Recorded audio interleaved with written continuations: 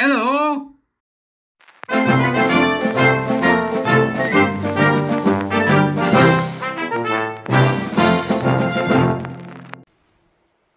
Beep, beep, beep, beep, beep, beep. Welcome to the court of the Edijester. How are we, good peeps?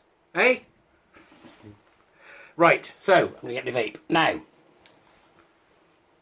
I've been mulling about what's been going on, and I've managed to watch the entirety of Kier's 28-minute speech, or however long it was, and noticed what occurred after it. I'm not sure that this has done anything but put fuel on the fire, to be honest.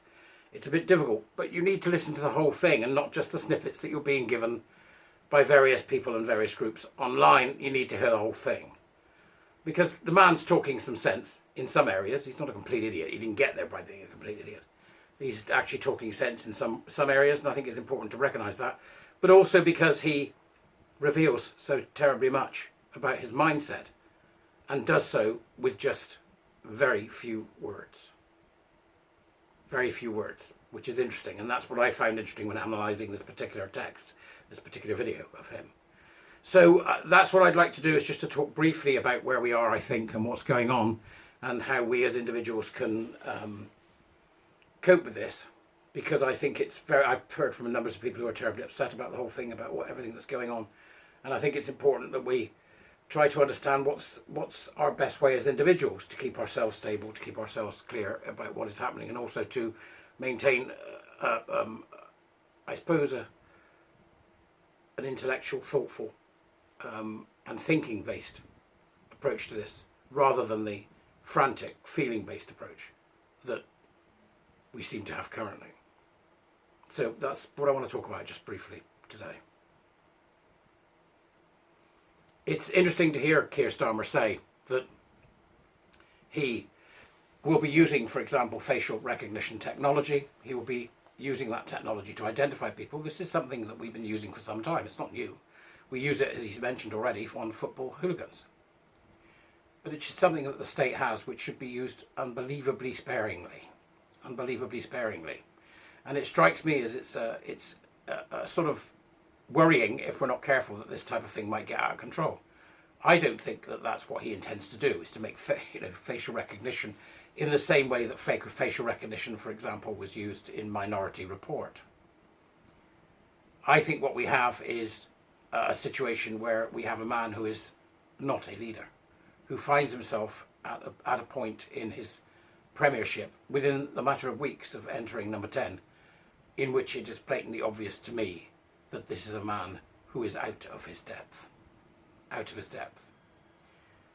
And I think that that's blatantly obvious in a number of ways, and those ways that I see this may not be to everybody's taste.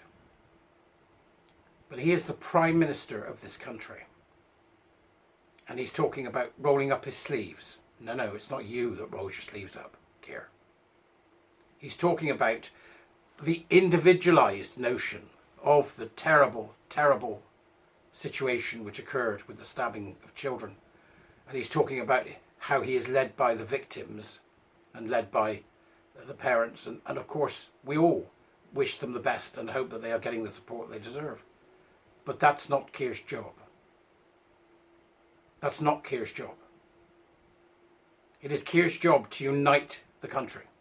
It is Kier's job to speak in clear terms and say, it doesn't matter who you are. We will not accept violence on our streets.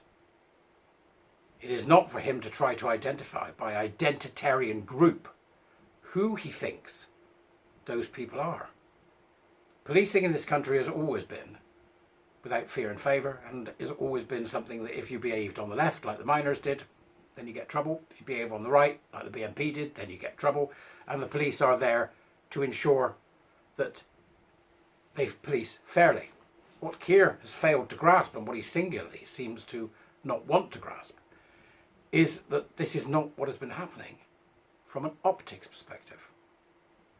It doesn't look like you're policing without fear and favour, Kier. It looks like the exact opposite. And that is a serious problem that you seem to have done nothing to deal with. And the reason I think you've done nothing to deal with it is because you are incapable of thinking on the level that requires you to do so, to be a leader. Because if you were a leader, you wouldn't be talking in such individualised and identitarian group terms. You would be talking at a much higher level about what your hopes are for the British people, what we expect of the British people, what we want the British people to be able to enjoy, what we want the British people to be able to come together over, and what we as British people would, for example, condemn. You didn't do that. You didn't do it. You couldn't resist being partisan. And in that, I think you've done yourself and the country a great disservice. You couldn't help yourself. It's not your job anymore. Right? We have the votes. We have a democracy that I think singularly failed this time round. But once that has taken place, it is for us to look to our leaders to bring us together, not to divide us. And yet you have posited people who were involved in protests in such a clumsy way that it makes it look like you think you mean the ordinary men and women of Britain who are concerned about the things you'd rather not be concerned about. Immigration, violence against women and girls. And the remainder of the list, we all know what that list is. Your jump to an almost immediate call for an expansion of state surveillance is interesting if you watch your a clip, separate from the rest. But you watch the whole thing and actually you're not saying that, are you, Kier? You're saying we've got the powers to do this and we should use the powers we've already got. Powers I think we should have less of. But you should have less of, right? All of that. Your speech wasn't written for the modern age. Because you've allowed yourself to get in a situation where people can pick bits from your speech and make it look like what they want it to look like. And I know it's hard to write a speech when that is now so easy to do. You really should get better speechwriters who are more adept at attempting to do it. Because it's worth doing. It keeps your message clear. This was a mess. And the questions afterwards were a mess. And I did not see a leader. I saw a floundering middle manager. You were talking about things on the individual level. You mentioned the word victim I don't know how many times. You are not a primary responder to the type of dreadful incidents that our police force had to deal with in the last few weeks. You are not a primary responder. You're not even a secondary support service to help people. You are a leader. A leader, and that's even before, Kier, you're a lawyer. And I don't think you're capable of separating the two. And when it comes to how exactly that manifests in the future, I think that your last few words in your interview really do sum it up. My approach is different, which is to roll my sleeves up, get the relevant people around the table and fix the problems and meet the challenges that we have as a country. We did that with law enforcement and the police this afternoon. A similar approach with social media, which is not performative politics, which gets you nowhere, but the politics of service, which is to actually work together to address the challenges that we have and make sure that we keep the country safe and respect the values of our fellow citizens, which are about law enforcement, security and safety. Thank you all very much indeed. Those aren't our values, Kier. Those are our demands. Our values are the Enlightenment, free speech, science, the sanctity of the individual, the right to be left alone, the minimisation of state interference, the correct running of the public purse. That's our values. The treatment of everybody equally by the state. That's our values.